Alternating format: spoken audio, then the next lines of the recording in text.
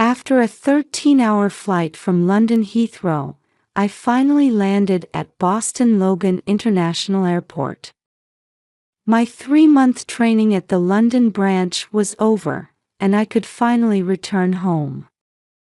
My steps naturally lightened as I pulled my suitcase toward the taxi stand. My performance in England had been excellent. I had learned new investment analysis techniques and received high praise from the head office executives. This put my next promotion within reach. Charles Square, Cambridge, please, I told the driver as my mind drifted back to 10 years ago. Those days of studying desperately as a Harvard Business School scholarship student, then establishing myself as an investment analyst and climbing the corporate ladder.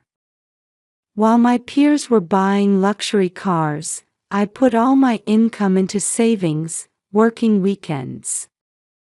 Then, 2 years ago, I finally got my luxury condominium. That top-floor 2-bedroom apartment overlooking the Charles River was proof of my success. The real estate agent had hesitated, thinking I was too young, but my finances were perfect. The $500,000 down payment was all my own money. The mortgage-to-income ratio was comfortably low. Property values in this area will continue to rise, the agent had said, confirming my investment judgment. As the taxi drove along the river, I checked my phone's call history. Contact from my parents remained sparse as ever, just brief calls last Christmas and on my birthday. Since dropping out of state university, my sister Rachel has been drifting between temporary jobs. Last month, she suddenly started contacting me more frequently. As usual, she was asking for financial help, but I refused all requests. Her $300,000 in debt came from gambling and collecting designer goods. Even though our parents had used up their retirement savings for her. I know Rachel resents my success. Our parents, who were public school teachers, seem to view my career success with mixed feelings.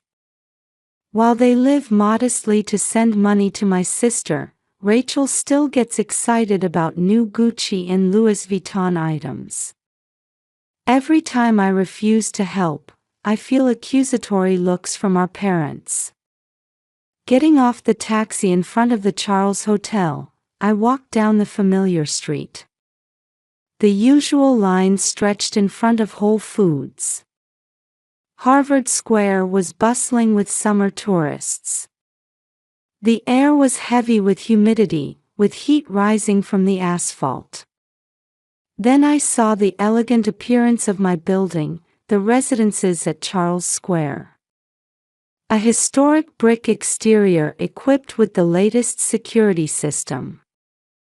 The steadily rising property value proved my investment acumen.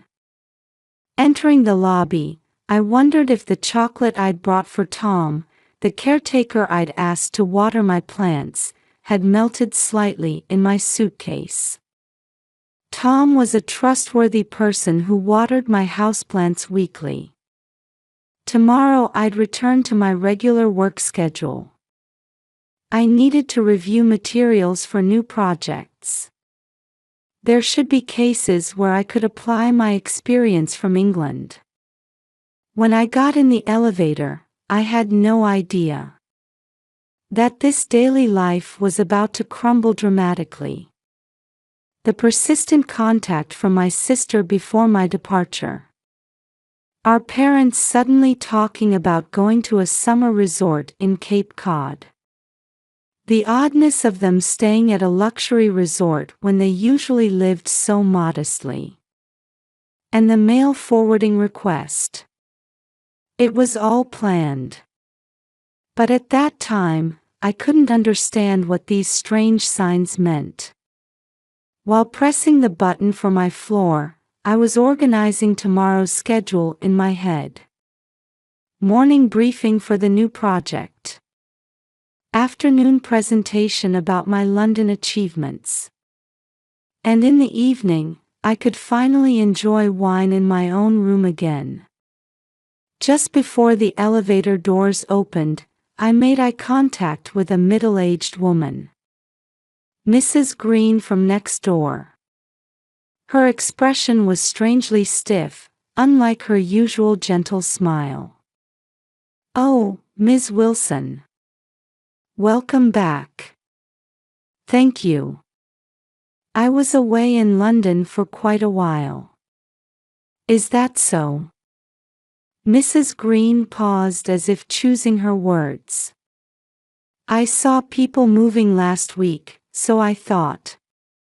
Moving? What could she mean? Stepping into the hallway, the usual silence was missing. I could hear children laughing. This floor should only have elderly residents or single-career women like myself. As I walked forward, the voices definitely came from the direction of my apartment. I took out my key and inserted it into the lock. But the key wouldn't go in. That's strange. This key is new. I checked again. This was definitely my apartment key. The key I'd used for 2 years, carefully checked before departure. I set down my suitcase and took out my phone. I called Tom the caretaker, but there was no answer.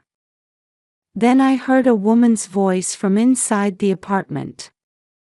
"Jake, have you finished your homework?" Followed by a child's voice. "Almost done, Mom." My heart started racing. This was definitely my apartment. Unit 1507. Top floor corner unit overlooking the Charles River. There's no way someone could have been living here until yesterday. With trembling hands, I knocked on the door. Footsteps approached, and I heard the chain being removed. Then the door opened.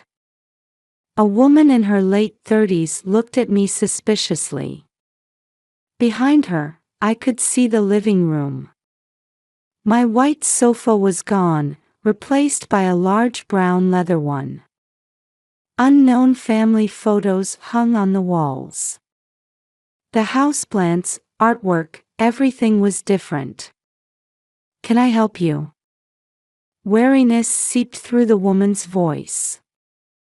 "Excuse me, this is I'm calling the police," the woman said, reaching for her phone. Something snapped inside me. "This is my home." My voice echoed in the hallway. My hands shook as I gripped my suitcase handle tightly. "Ma'am, please calm down," a tall man appeared. In a suit, probably just back from work. "We're legally renting this apartment." The man pulled out a paper from his briefcase. A rental agreement with the most recent date. My eyes fixed on the landlord's name. It was my name. But the signature was clearly not mine. "This is fraud," my voice trembled. "I'm Elizabeth Wilson. I own this apartment." "Honey," the woman pulled the man's sleeve. "Should we really call the police?" Someone peeked out their door, having heard my voice. Embarrassment and anger mixed together. "I'll call the police myself," I tried to maintain composure. "This is clearly breaking and entering." "Is that so?" the man replied coldly. "Then let's show the police our official rental agreement. And these photos." On the man's phone screen were photos of my parents with this family. Everyone smiling, looking like old friends. The background was a familiar place. The resort hotel in Cape Cod. We rented directly from your parents, the man's voice was confident. They're wonderful people. Especially concerned about Rachel. The moment I heard that name, my spine froze. Everything connected. My sister's persistent contact. Our parents' summer resort trip. The mail forwarding request. Please leave, the woman said. Or we really will call the police. My legs wobbled. I dragged my suitcase back to the elevator. Just before the doors closed, I saw the man making a phone call down the hallway. When I reached the lobby, I finally got a call back from Tom. However, his voice lacked its usual friendliness. Miss Wilson. I've received property management documents from your parents. Since this is an official procedure, I can only tell you. The voice from the receiver grew distant. The humid July air suddenly felt heavy. Dragging my suitcase, I stepped out into the darkening street. People passed by, going about their usual daily lives. Walking toward the nearby Charles Hotel, I called a law firm with trembling hands. All tomorrow's plans were cancelled. I sensed this might become the final battle with my family. The morning that greeted me in my Charles Hotel room confronted me with a nightmare reality. On the neighboring bed lay my unopened suitcase. The souvenirs I bought in London were packed inside, feeling like they belonged to someone else.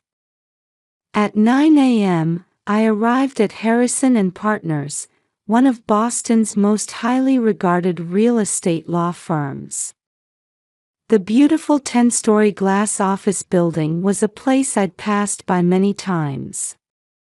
But I never imagined I'd visit here as a client. Ms. Wilson, this is quite a situation, said James Harrison, a senior partner who appeared to be in his 70s with a gentle expression. Records of my property were already spread across his desk. I've confirmed the property records, and there are indeed traces of a sale procedure. He looked at me from behind his glasses. However, there are several puzzling points. Especially regarding the power of attorney. I caught my breath. Power of attorney? Yes. Your parents appear to have authority to conduct real estate transactions as your proxy. There is a signature, but... Mr. Harrison spread the documents before me. There was indeed my signature. But it was clearly forged. This is not my signature. I thought as much. He took out a pen. Could you show me your real signature? After I signed, he compared the two. Clear forgery. But it has a notary's certification. This is serious. Outside the window, small boats floated on the Charles River. A peaceful summer day.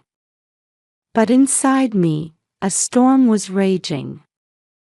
Have you contacted the police? Yes, I filed a report last night, but... I stumbled over my words. They said it should be treated as a civil matter. That's to be expected, Harrison nodded. On the surface, it followed proper procedures. However, this is clearly fraud. We'll approach the police from our end. Over the next 2 hours, we organized the situation. The property sold for $1.5 million. Far below market value. The buyer shared the same surname as the current tenants. They had planned to purchase from the start. "I'll arrange for investigators," Harrison said. "First, we need to locate your parents." I took out my phone. Called my parents' number once more. Still no answer. Opening my sister's social media, I found traces of a luxurious lifestyle scattered throughout. New Gucci bag. Dinner at expensive restaurants. Photos at Cape Cod Beach. The dates of these posts coincided exactly with my time in London. "Let's check your parents' house too."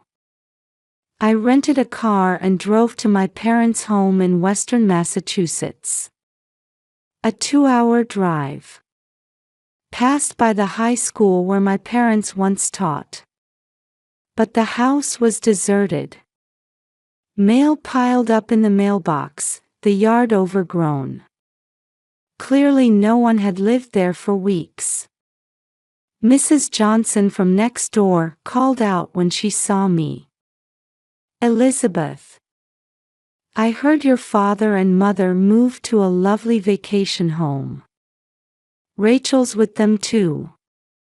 My stomach clenched. Vacation home. My parents couldn't afford such luxury. On the way back to the hotel, I finally got a call from my sister. "Sister, I heard you're back from abroad." Her voice bore no trace of my former sister. Cold, somehow calculating. "Rachel, where are our parents?" "Don't worry," she laughed. "They're enjoying a lovely vacation right now. Not always working like you. Can you explain about selling my house?" A moment of silence. "Ask our parents about that. It has nothing to do with me." The call ended abruptly. That night, I got the first report from the investigators. "Ms. Wilson, we've located your parents. They're staying at Ocean View Terrace, a luxury resort in Cape Cod. It appears to be quite a long-term reservation." I searched for the resort online. An ultra-luxury hotel costing over $1,000 per night. The stay would require several times my parents' former teaching salaries. "We've also obtained surveillance camera footage," the investigator continued. "Someone who appears to be your sister visits frequently. And..." He paused as if choosing his words. "They seem to have frequent meals with your current tenants as well." All the gears clicked into place. This wasn't just family betrayal. It was a calculated fraud. A clever plan targeting my assets. The next morning, new facts emerged at Mr. Harrison's office. "We've identified the notary," he said. "Appears to be an old acquaintance of your parents. And he just purchased a new vacation home in Cape Cod." Outside the window, summer rain had begun to fall. The Charles River's surface rippled as if pierced by 1,000 needles. I steeled my resolve. "Please prepare the complaint. You'll be suing your family," Harrison said carefully. "They're no longer my family." My voice was surprisingly calm. Property built up through over a decade of effort. And more than that, shattered trust. This was betrayal that could never be forgiven. In the car heading to Cape Cod, I stared at photos sent by the investigators. My parents and sister chatting with the tenant family on the Ocean View Terrace grounds. Opening champagne at expensive restaurants. Relaxing on a private beach. Looking like old friends. 30 minutes until arrival, the driver's voice came. In the passenger seat sat my lawyer, Sarah Martin. A sharp attorney specializing in fraud cases as Harrison's right hand. Her bag contained evidence gathered over the past week. We've tracked the flow of the sale proceeds. Sarah spread documents in the car. $1.5 million first deposited to the buyer's account. Then $500,000 to your parents' new account. $300,000 to pay off your sister's debts. The remaining $700,000 returned to the tenant's account. I closed my eyes. Everything had gone according to plan. They sold my house for over $1 million below market value, using the difference to pay the perpetrator's reward and clear my sister's debts. Even securing funds for my parents' retirement. A perfect plan. If only I hadn't returned from London. The notary, James Foster, is definitely an accomplice, Sarah continued. We've also traced the source of his new vacation home's $200,000 down payment. The car had entered Cape Cod's luxury resort area. Peak summer season, the coastline busy with vacationers. Then we saw Ocean View Terrace's magnificent building on the hill. Ready? Sarah looked at me. I nodded silently. An IC recorder was hidden in my bag. Checking my parents' room at the front desk. Penthouse suite, $2,000 per night. No trace of my formerly modest parents. Stepping off the elevator, I immediately heard my sister's voice. Down the hall, Rachel was on the phone with someone. Right, don't worry. There's no way my sister can sue us. We're family, after all. She noticed me and changed color. Hung up and tried to turn and flee. Rachel, my voice echoed in the hallway. You can't run anymore. The room door opened, and my parents appeared. Mother heavily made up, wearing an expensive brand dress. Father in unfamiliar golf wear. Elizabeth. Mother's voice trembled. Why? Let's talk, I said calmly. About everything. The suite's living room was spacious, with a panoramic view of the Atlantic. The tenant family was also present. They lost their words upon seeing the lawyer. We have all the evidence of fraud, Sarah began. We also have testimonies from accomplices. If this goes to criminal prosecution, everyone faces possible prison time. Mother broke down crying. Elizabeth, you don't understand. What don't I understand? My voice had unintentionally turned cold. Our retirement, Father spoke up. A teacher's pension alone won't be enough for our future life. And Rachel's debts, Mother continued. She was at her limit. The debt collectors were getting aggressive. So you sold my house. You've been successful, Rachel snapped. Perfect Harvard graduate sister with a high-paying job. You never thought about us at all. Never thought about you. I raised my voice.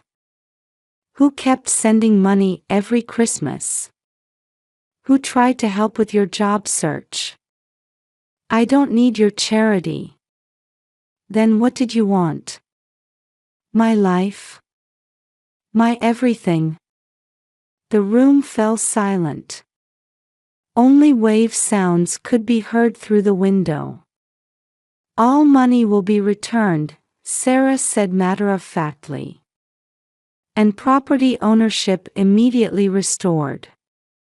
If you don't agree, we won't hesitate to press criminal charges. The tenant husband stood up. We'll confess everything. This plan was proposed by Rachel. Shut up. Rachel shouted. Let's end this, I sighed deeply. No need to be bound by the illusion of family anymore. My parents looked aged. The luxury brand clothes and grand suite didn't suit them.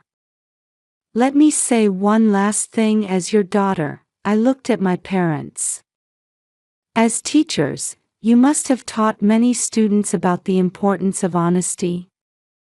How ironic that those same teachers tried to defraud their daughter's property.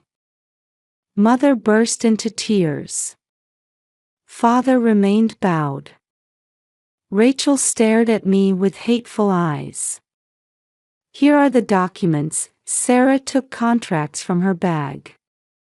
Once signed, the settlement will be finalized. You'll relinquish all rights and return any wrongfully gained benefits. Outside the window, the sun was setting into the ocean. After signing, my parents and Rachel wouldn't look at me anymore. The tenant family agreed to move out within a week. As I was leaving the room, Mother called out one last time. Elizabeth, please forgive. I didn't look back. In the car leaving the luxury resort, Sarah quietly said. You held up well. Yes, I answered wearily. But it's over now. I won't look back anymore. 1 week until I could return to my home by the Charles River. From there, a new life would begin. This time, a life just for me, without anyone's interference. In December 2024, as the first snow began to cover Boston, I was heading to court to hear the verdict. For the defendant Rachel Wilson, the court issues a suspended sentence. The judge's voice echoed in the solemn courtroom. My sister remained bowed in the defendant's seat. Her former arrogant attitude gone, dressed in a cheap suit, she looked like a different person. For defendants James Wilson and Margaret Wilson, the court orders joint payment of $1 million in damages. My parents' shoulders sank even deeper. They had already moved from the luxury Cape Cod resort to a cheap suburban apartment. Father's pension would go toward paying the damages. I heard Mother had started a part-time job. Based on accomplice testimony, Rachel Wilson is determined to be the mastermind of the fraud. The parents' participation is judged to have stemmed from excessive sympathy for their daughter. Sarah gently squeezed my hand. Everything had gone according to plan. We deliberately sought probation to avoid prison time for my sister, who had rejected the settlement. Instead, we secured certain economic sanctions. This was the best possible outcome. As I was leaving the courtroom, my sister called out one last time. Sister, her voice trembled like the girl she once was. I've started a night cleaning job. I'll pay back what I can, little by little. When I turned around, I saw genuine regret in her eyes for the first time. But it was too late. Her Instagram account was already deleted, traces of her luxurious lifestyle erased. Our parents' home had changed dramatically too. They had started selling old furniture piece by piece, beginning a modest life. Those who once didn't take pride in me now painfully understood the value of my efforts. Elizabeth, Mother repeatedly apologized over the phone. We never understood your feelings. How desperately you worked every day to build the life that we. But I wouldn't meet them. I returned occasional letters marked unopened. By the time the new year arrived, I was back in my home by the Charles River, repairing the damage left by the tenant family, choosing new furniture, recreating my own space. It was also a symbol of life's fresh start.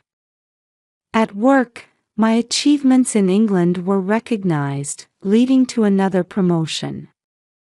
New challenges awaited as senior analyst for Asian markets. I threw myself into work, as if making up for time lost dealing with my parents and sister. You've been taking quite an aggressive approach lately, my boss praised. Indeed, I could now take risks I would have avoided before. Perhaps losing my family had left me with fewer things to fear. When spring came and boats returned to the Charles River, I made a new discovery. By cutting ties with my parents and sister, I had actually become more strongly connected to my own life. Tom the caretaker had grown quite attached to me. Miss Wilson, I'm truly sorry about what happened then, he said, never missing a week of plant care. But I admired your strength. Many people would have given up when facing family. Mrs. Green next door had become friendlier too. After hearing about your experience, I reconsidered my relationship with my daughters, she said quietly. Being family doesn't mean you have to forgive everything. Sometimes boundaries are necessary. From my apartment window, I could see the Charles River flowing as always. Once, this view represented the crystallization of 10 years of effort. But now it meant something more. It had become a precious view that reminded me of the strength to stand by my convictions and choose justice. Sometimes, messages arrived from my sister. I heard she was participating in rehabilitation programs, slowly reforming. Our parents apparently were trying to find new values in their modest life. But I won't look back anymore. This isn't regret, but determination. In exchange for losing my family, I regained myself.